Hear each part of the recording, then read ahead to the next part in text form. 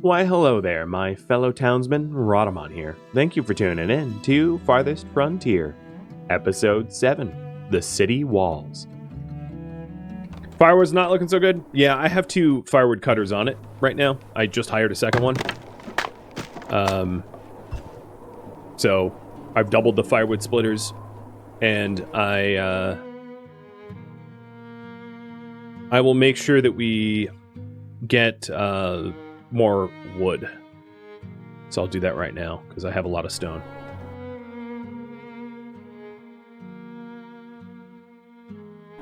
So I just told all of my laborers to stop harvesting stone and start harvesting wood. So we should see that number turn around in a second. Nobody needs it right now. So what's a little weird is this counter is how much extra I have. So every individual home has their own firewood stockpiled. So if we check these homes do have firewood. Some of them have only 1 firewood, which is critical.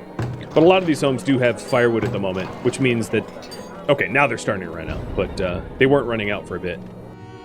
The other issue that I have is that, here, I'm actually going to move the wagon.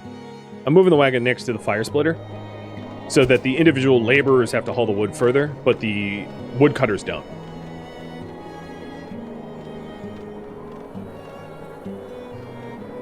So it's a problem being solved. Don't you worry.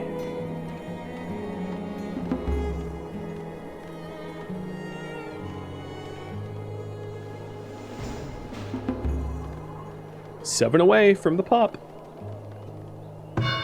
And I already have the 25 homesteads. I probably even have more than that. Especially now that I have this large park. The desirability of every single home in this town is above 30. So the... Do I even... Yeah, I have 1 shelter. Because they don't have the required food types. No, I have 2 shelters. But everything else is a homestead now.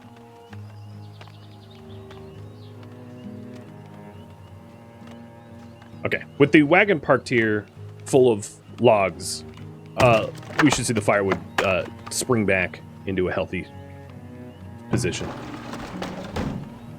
The other thing that I need, lest I forget, is planks. So I'm going to hire yet 1 more plank cutter, because I need 150 planks and 150 clay in order to upgrade the town hall, and I definitely don't have the planks.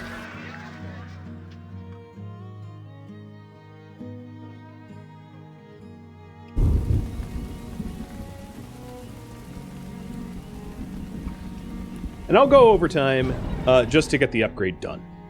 That's a good milestone to leave off on, I think.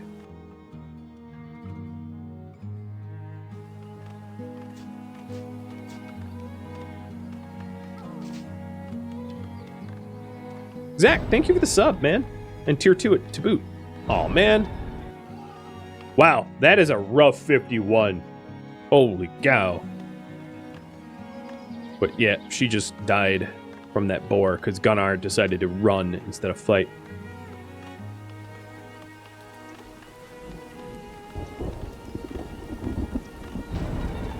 And we have raiders. Oh man, right as I was making good progress, it's gonna hurt my population gain, isn't it? Fine. Ring the bell. So if I was a little bit faster, I would have gotten my stone walls by now, making these raids a little bit easier, and also a barracks. Unfortunately, I was not quite as fast as I wanted to be, and my markets are paying the price. I think what I'll do is micromanage this soldier and bring him out, because this raid hit the worst possible angle, which is... Oh, you're still on my flower. Which is from the southwest, which is my least defensed direction. As you can see, my markets are about to collapse and everything's going wrong. Even though traders are showing up going, hey, we see your town burning, but we'd like to buy things from you. Seems a little cruel.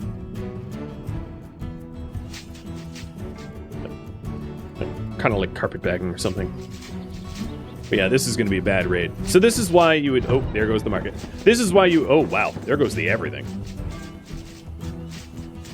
Is why you want to get perimeter walls up sooner. Because the TLDR is that the amount of soldiers required to go toe-to-toe with a raid this large is unaffordable for a town as large as I have to pay. So the best way to do it is to use walls in order to mitigate the threats from, well, that soldier's dead. To mitigate threats from their brawlers, and then instead use your walls to absorb the shots, and then lookout towers or barracks to return fire. But that's simply not the situation that we're in now, where, you know, I didn't get those walls, and this was an attack from a particularly bad angle.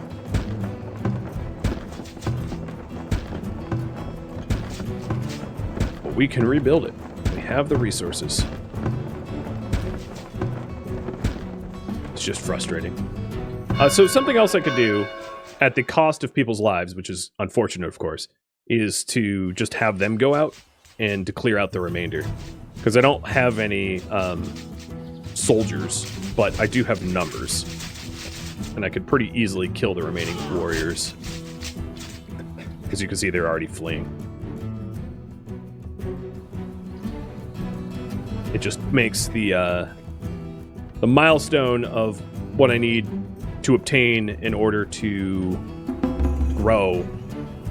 I like how they graduated in the middle of that. It's like, did you really? I find that hard to believe. But this is a pretty good demonstration of the cost of not getting perimeter walls in time. I mean, we'll recover. It's just annoying. Certainly annoying. And the remaining towns are complaining of desirability. So complaining about desirability means that the market's going to be the most important to upgrade or to rebuild. Oh, I didn't mean to click off the rated. I don't think we lost... Yeah, we only lost maybe like 6 people or something like that.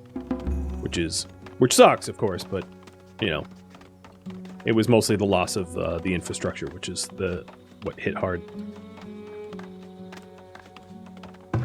But it is helpful for you guys to see everything bounce back, I think. So I'll try to bounce back as fast as I can.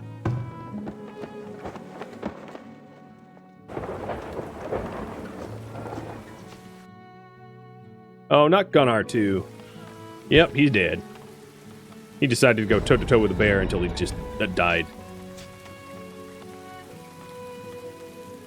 Well, that Eastern Hunter, that's a cursed position is all I can say.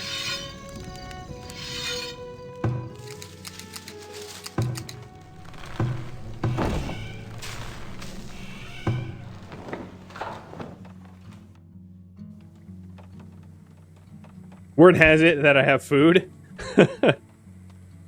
And they were attracted? Yeah, I think they mostly rated, like, flour. Because my gold was untouched.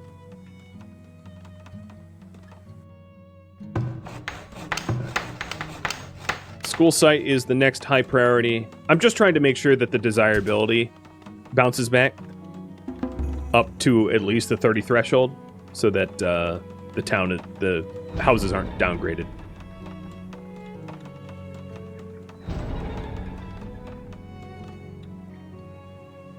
Oh, frickin' Okra. Dang it. I set him to attack and I thought he stopped. But nope, he just kept running until he died. Cool. How are you back? Unfortunately, that also means that all the soldiers that, like, just YOLO till their death, I lost their bows and their swords. Most likely.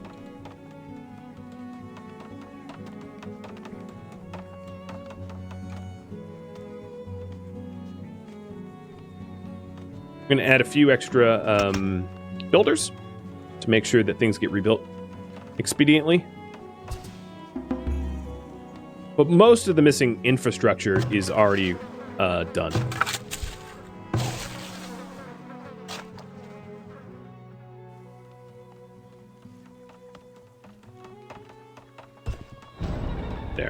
Now the desirability has been met.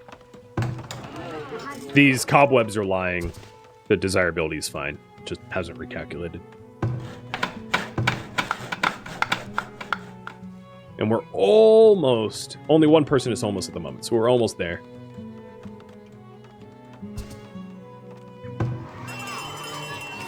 There we go. So now we're providing homes. Unfortunately, I'm 16 away from regrowing now.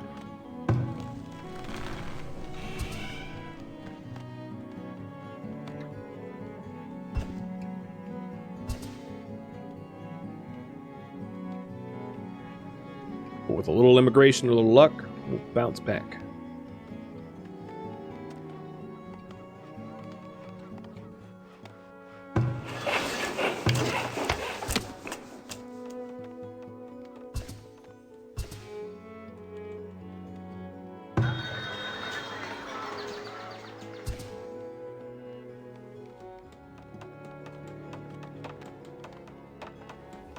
Yep, that looks back to normal. Missing one house. More or less back to normal.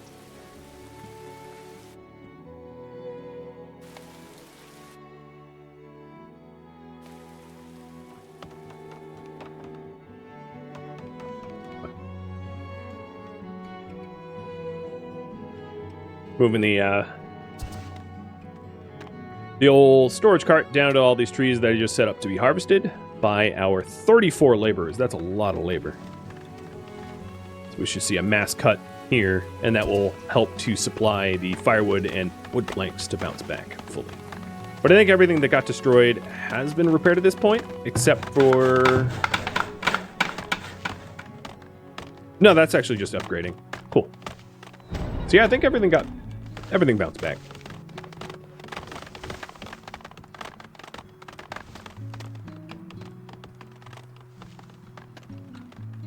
Unlike a lot of games that have threat and attack mechanics, like this one does, you're able to deal with quite a lot of death and loss in this game before being like permanently crippled by raiders.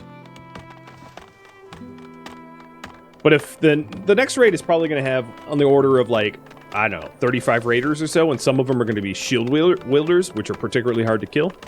So if I don't have defensive walls by then, that would be really, really bad. The other thing that I can do in the meantime is to get a barracks. So we did identify that this northwest corner is particularly vulnerable. So I'm going to stick a barracks in here. And the barracks will also have stationed troops, which will arm themselves with swords and bows and be tougher than the average villager. So not only does that barracks protect the western corner, but then I can have the individual troops, instead of garrisoning inside the barracks, go on the attack. And I probably should have a barracks like kind of a long time ago. I didn't bother with it. I thought I could have walls in time, but clearly that's not the case.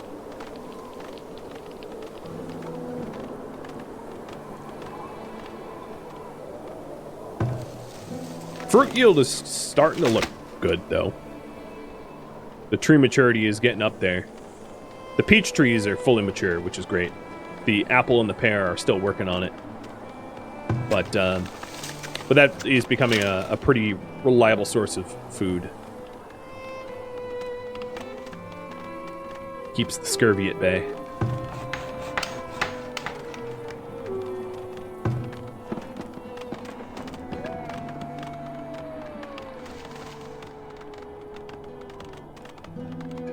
Come on, immigration boon.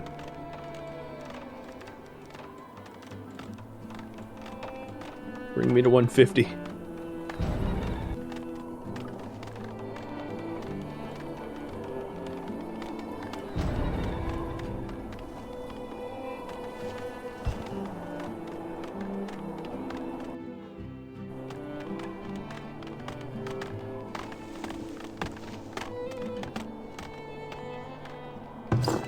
So here's a barracks, and every person that we add has an initial recruitment cost and then an upkeep cost.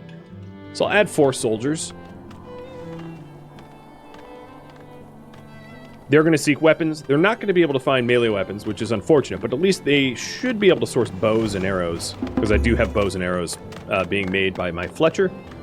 And then this building itself will fire upon anything within radius, which helps to keep the west side of the town protected. I'm going to move my stockyard so that I can build a wall here, because I plan to have the wall here. And we're at 142, so we're getting awfully close.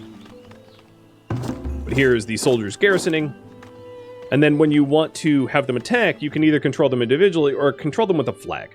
So you can stick a flag down, and they will go attack to the flag, and you can move this flag around to wherever the battle is, and they'll station and guard and protect. And then when you're done, you can hit click return to barracks, and they return. They'd be a lot stronger if they had melee weapons, but, you know, oh well.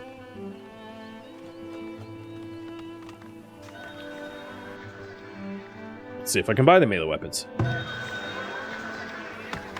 Probably not from the butcher.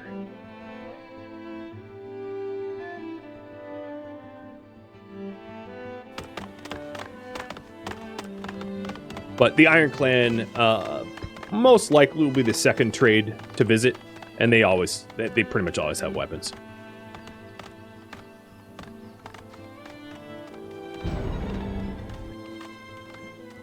Yeah, it is really nice that the barracks has utility outside of just stationing troops. It acts as an arrow tower, as long as they have, you know, a bow and arrow.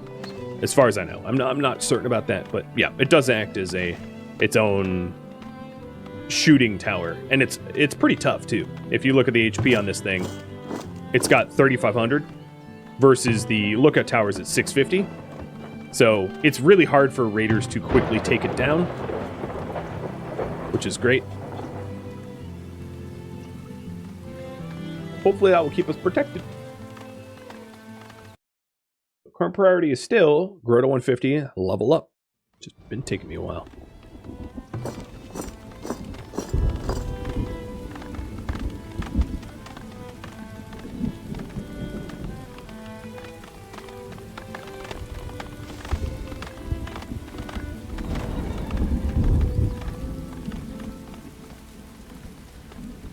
Come on, just 8 more.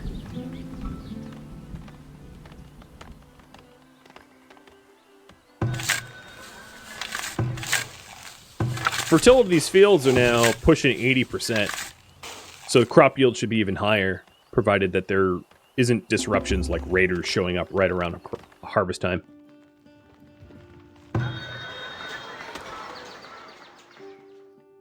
And as predicted, they do show up with swords. Unfortunately, overpriced swords, but, you know, I need them. I don't have much of a choice. So I'm going to transfer all but the 2K I need to be able to upgrade and buy as many swords as I can for the new garrison and the lookout guards.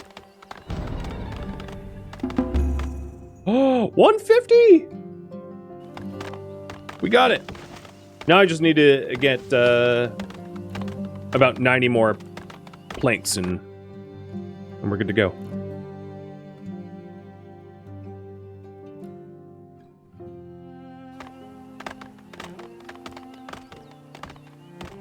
So with those swords, I think that's enough. I bought 6 and I needed 6, so that's perfect. Every single guard on the map will have a sword. Don't jinx it. Yeah, someone's gonna get scurvy and die. I'm gonna miss my goal from scurvy or something stupid.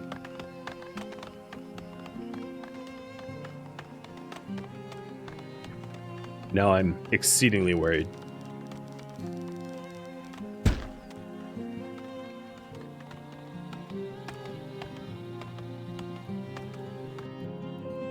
All right, I definitely have enough. I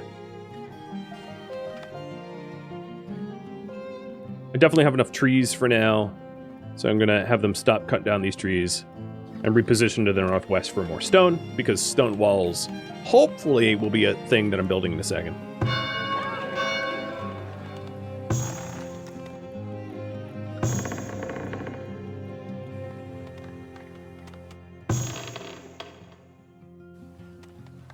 This root cellar filled up, So I'm going to allow the other root cellar, which was originally for smoked meats and fish, to have everything, so that I don't have food rotting for no reason.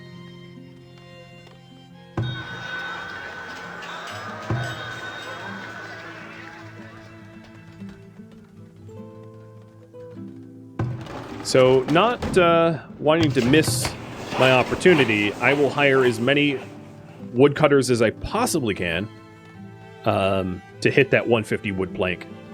That is the only bottleneck for upgrading.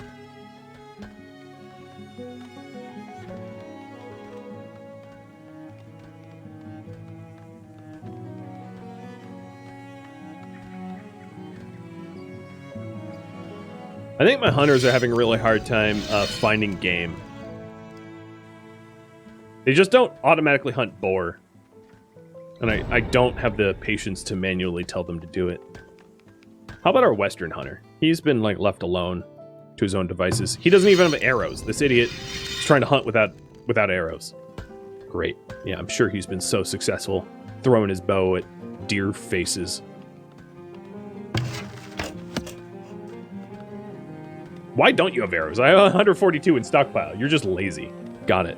I understand now.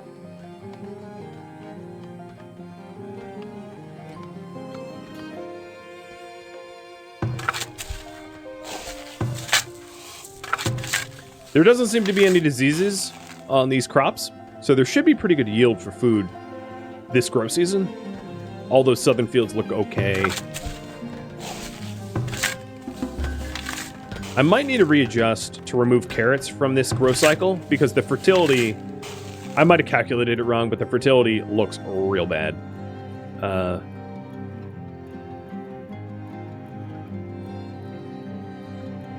Yeah. I'll keep an eye on it. The fertility of these flax fields are pretty miserable.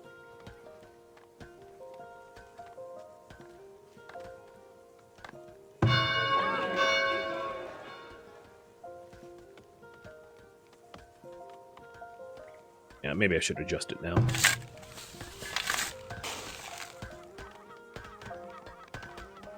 So either keep carrots or keep the turnips. Yeah, I'll accept new immigrants, just so that I can't accidentally dip into the 150 range below. Carrots, what's higher yield? Crop yield 7, crop yield 7. Oh, they're the same crop yield. Turnips are hardier, but they're the same impact on fertility. So I'll ditch carrots.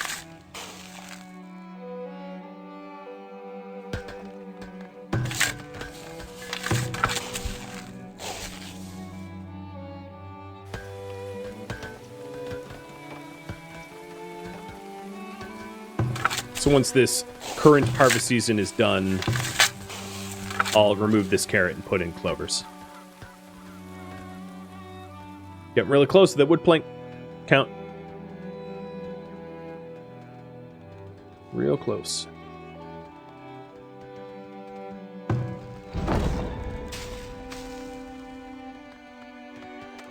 It's warning me that 2 crops died now. Game's just being petty. You let 2 crops die. We'll give you an F.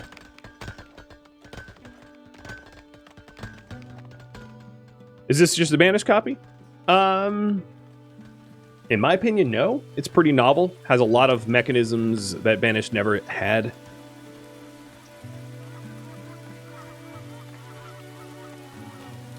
Personally, I don't think... There are some games that are clear derivatives of one another, that are copies.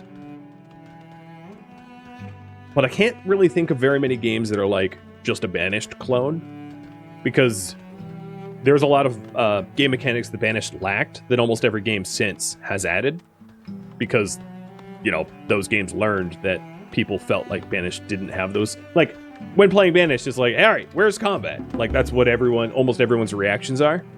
And this game, of course, has combat. Whereas Banished didn't. And this game has...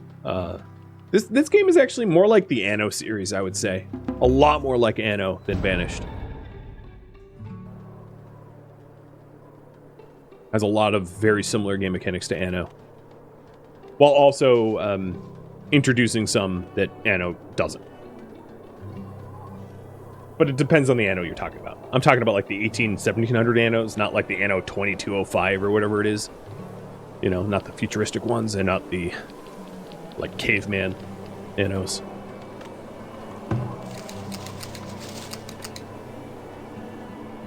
There it is. I have the resources. Let's hit it.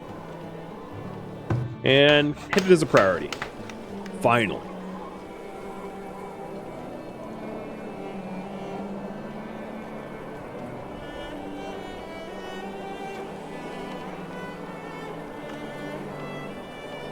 Like how everyone's saying it's like a RimWorld clone. Yeah, or Dwarf Fortress, being that tons of mechanics were borrowed from Dwarf Fortress for RimWorld. And having played a lot of both, I can identify the parts of RimWorld that are like Dwarf Fortress, but in no way is it a clone. It is so transformative, right? You know, that it's way oversimplifying to just be like, oh, it's a clone, right? I'll put it this way. If there was ever a game that was a true clone of another game that I played, I probably won't play it on stream. I tend to try to avoid games that I don't like, or that I think are, you know, just clones of one another, lazy copies. And I'll avoid those games to the best of my ability. So the chance of me ever playing just like yet another clone of something is very, very low. Because I try to only play games that have real novelty.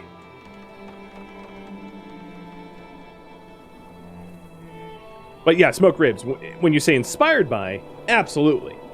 Most Colony games were inspired by Banished. The same way that, like, every MOBA was inspired by Warcraft 3's Dota. Is it a clone? No, but they certainly were inspired. So here is the Tier 3 Town Center. And with the Tier 3 Town Center, we're able to get fortified walls, which is so much better than the wooden ones. It also gives us the ability to start to do true industry. So blacksmith, foundries, breweries, furniture workshops, glassmakers, and brickyards. So that's big. In terms of decorations, it's not that much. It's like some ornamental trees and flower urns. Nothing significantly different than what previous had. But it also then unlocks pubs and theaters. And a theater has a huge radius, as you can see.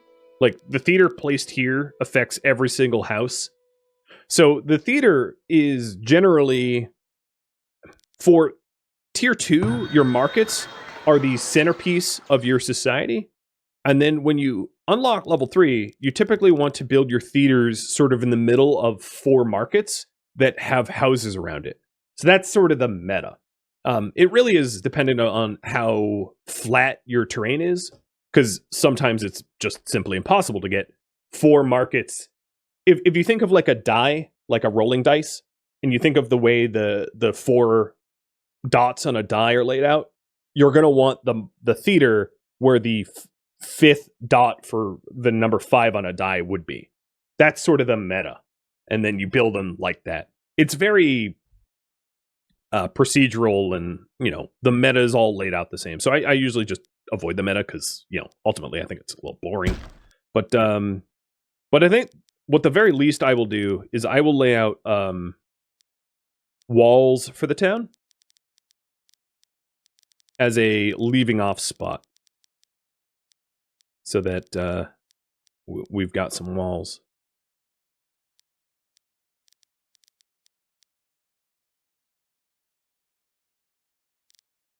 I kind of want to put my wall here, though. The gate. Whatever. I don't know how this this gatherer is going to get to their employment. That's something to keep an eye on. Well, let's start walling this up. And these walls are going to absolutely help against the totally obnoxious continual besiege of the raiders. I think I'll just go out here. I might move those smokehouses to be inside the walls. You can kind of see how I'm putting all the important things in the walls, and then all the things that, you know, can be destroyed and replaced affordably outside the walls. And this is just one of those warnings of, like, more people would join you if you had a theater. You know, we've been tier 4 for, like, or tier 3 for, like, a second. Can you just chill, like, a minute?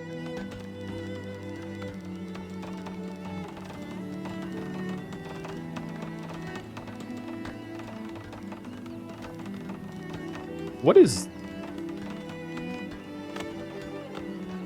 Oh, it's just a tree.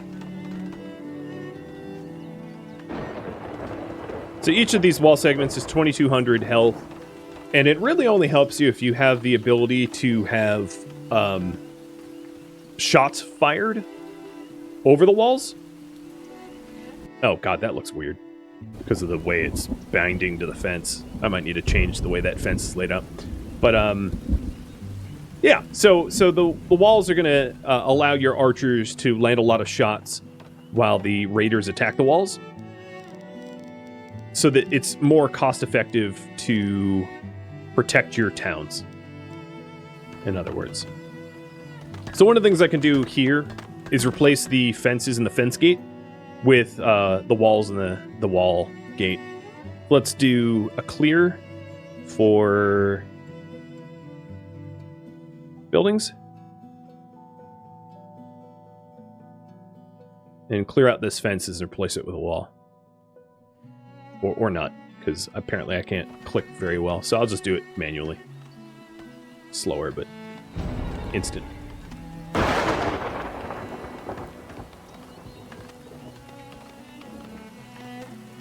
And then I think the wheat field walls, I'll change the way they're laid out too.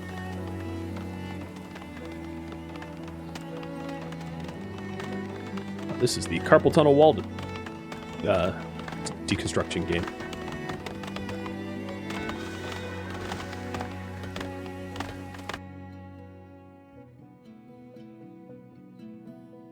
Wish it was a little bit easier to clear fields.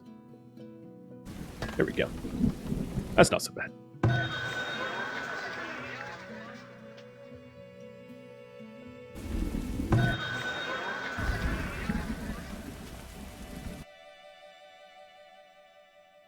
So the thinking here is to move the gate. Use the big stone wall as what keeps the wildlife out, and then just add a little farm gate to gain access to this field. And that actually will allow the forager to walk more easily to their farm fields. So that works just fine. Because then what you could do down here is to have a gate here. Oh god, it's hard to see. And here. And then a little path. Oh, I missed a fence. A little path down to the forager. Like that. And then it doesn't look so weird. Yeah, it looks very organic looking. That's a good way of putting it. Friendly way of putting it.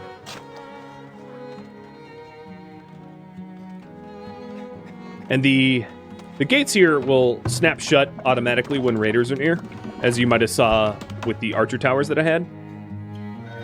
At this point, it makes a lot of sense to get rid of this root cellar entirely, because it becomes a common target from the raiders. Move this lookout tower to protect this gate, and then get rid of the palisades that were there. And then that root cellar being destroyed or removed, I still allow fish in this one. so it's fine.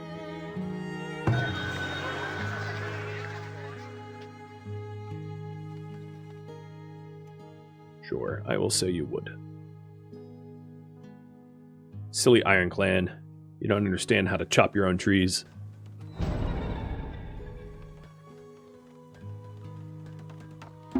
But this is what, like, a somewhat more advanced town will look like. Way, way, way easier to protect, given the walls. And then, once the walls are done, it depends on the difficulty you're on. If it was an easier difficulty, I wouldn't need to throw the walls up immediately.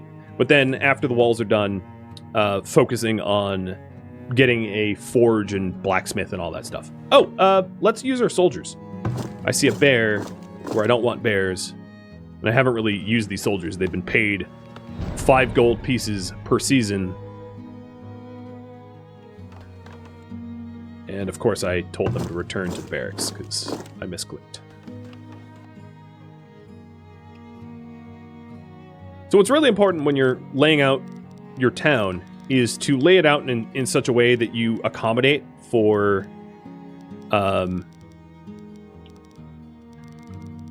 city walls once you unlock them. You don't have to, but like, it's going to be in your best benefit if you don't have to move an enormous amount of your own town's infrastructure once you unlock, walls. I just wish that it wasn't so expensive to... Oh, this bear is trying to steal honey. Sorry, but I outclass you. And the soldiers completely wrecked that bear. And that's how they earn their pay. It's just unfortunate that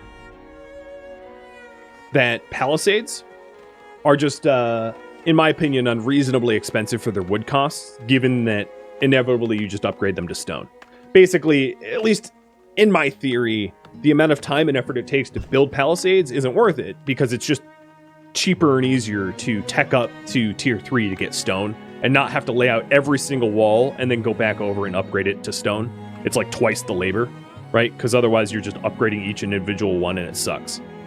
Even if it is slightly cheaper, right? It's a cost of like 2 stone or something like that. It's, in my opinion, not worth the effort.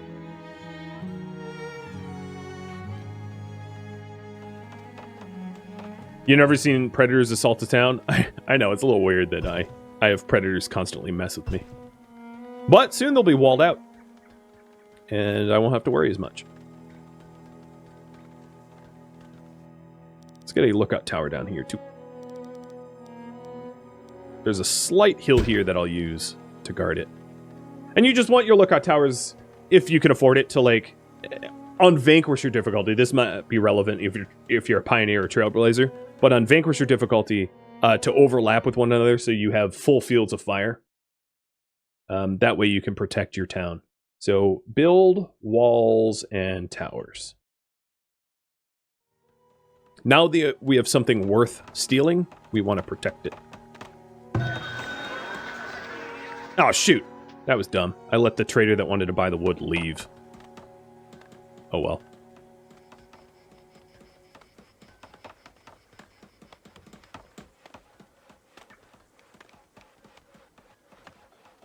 It looks pretty good.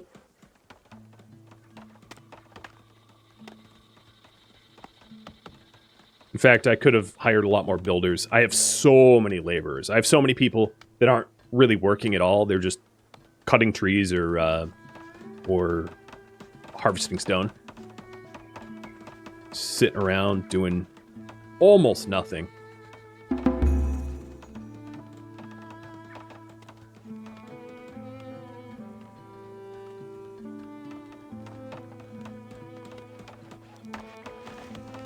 Now, there's no guarantee that the raiders attack your towers and gates. They can just plow through any wall segment. But the wall segments are tougher, so it gives you more time to defend.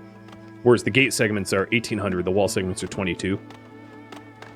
Not a huge mathematical difference, but Might buy you some time to get your garrison in place. So my leave-off spot here is going to be getting, you know, a somewhat secured perimeter.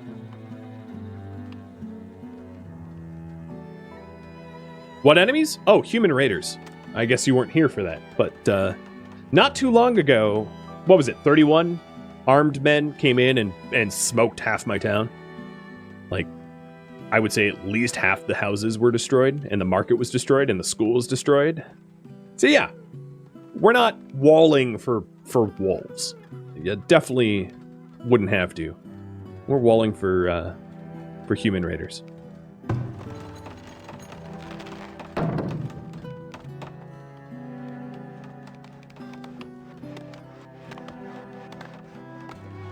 So does this look... Yeah, that actually looks really organic. It looks oddly nice, I would say. With the fences attached to the stone walls like that.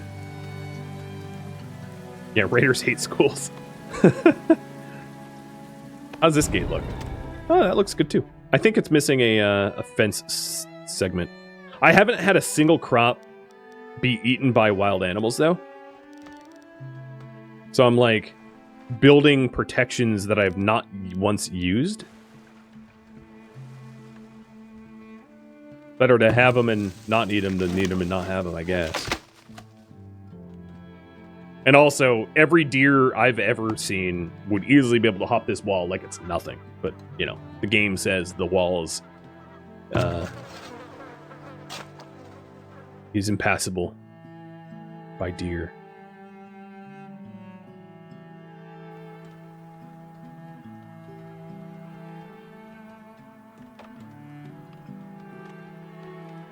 What's going to be unfortunate is I might not extend the stream long enough for you guys to see the walls in action.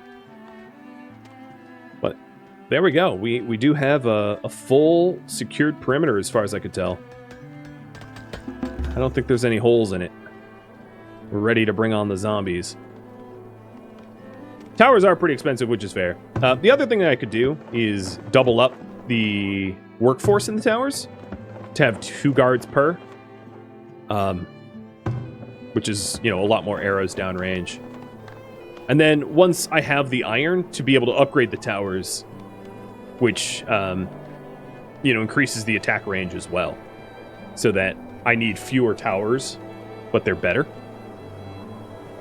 But this is what your taxpayers are for. The whole thing is you build up luxury taxes and house taxes and market taxes to be able to afford the soldiers, to be able to afford more luxuries, to be able to afford more soldiers, and that's the balancing mechanic.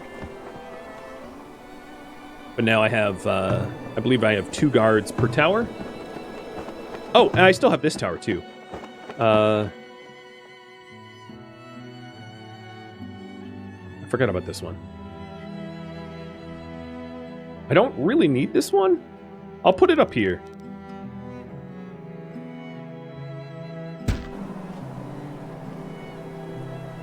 Because this barracks kind of has that covered, but there is a bit of a hole in coverage in the northwest. So I like it. I like this little town. And there's still room for industry in this northeast corner for iron and coal and all that jazz. So I won't continue playing past this point, but what's left to be done for this town, just the immediate next goals, and I'll add this in the priority, is exploit coal, iron, and gold, as well as build pastures.